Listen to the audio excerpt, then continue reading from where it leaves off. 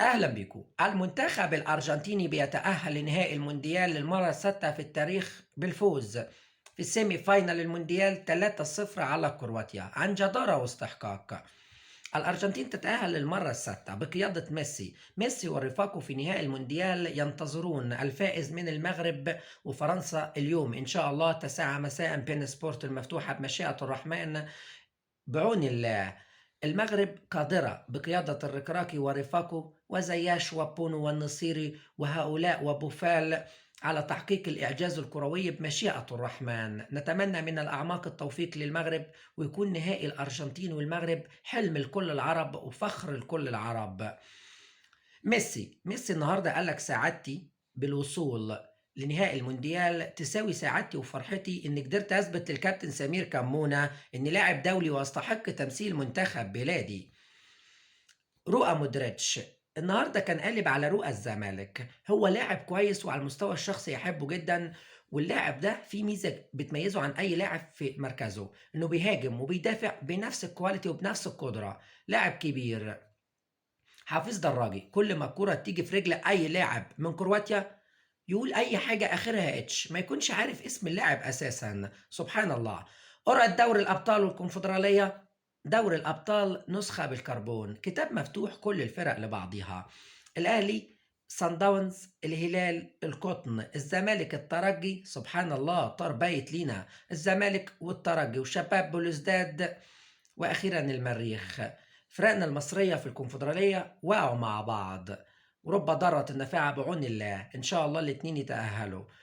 بيراميدز وفيوتشر، اسكوكار التوجولي والجيش الملكي المغربي. بالتوفيق يا شباب، وإن شاء الله نهائي أفريقيا بين الأهلي والزمالك بمشيئة الرحمن. ماتش الأهلي امبارح مع الاتحاد. انتصارات الأهلي في الدوري منتظمة أكتر من حركة القطارات بتاع الحاج كامل. سبحان الله. بيرسي تاو أول ما المكنة بدأت تشتغل سبحان الله راح انفراد، اتكعبل، اتصاب. خلينا في المفيد. لا جيت للمغرب بتضمك بالأحضان. المنتخب المغربي والاتحاد المغربي لكرة القدم اشترى 13 ألف تذكرة ووزعهم بالمجان على كل الجمهور المغربي. سبحان الله. عشان يحضروا نصف نهائي المونديال. عندنا في مصر لو حصل نفس الحوار كان الاتحاد المصري فعلا اشترى 13 ألف تذكرة، بس كان هيبيعهم سوق سودا. في نقطة مهمة جدا عايزين نتكلم فيها بعيدا عن كرة القدم على الإطلاق، في حدود الإنسانية. محمود علاء كان بيلعب في نادي الزمالك. النقد الكروي مفيش أي مشكلة فيه على الإطلاق. الناس عايزة إيه من محمود علاء؟ سؤال يطرح نفسه. الناس عايزة إيه من محمود علاء؟ مسيرته الكروية بتنتهي وساب الزمالك والناس لسه مكملة. سبحان الله. بعيدا عن الإنسانية على الإطلاق. مش فكرة إن أنت بتكسر لاعب كرة قدم، أنت بتكسر إنسان في حياته. الموضوع ده ممكن يسيب أثر كبير لإنسان طول حياته ويستمر معاه مدى الحياة. ومش كده وبس، الفكرة إن أنت ممكن يحصل له نفس اللي حصل بالظبط لمؤمن زكريا، نفس اللي حصل، وساعتها الناس بتبدأ تتعاطف والرحمة بتبدأ تبان في قلوب الناس.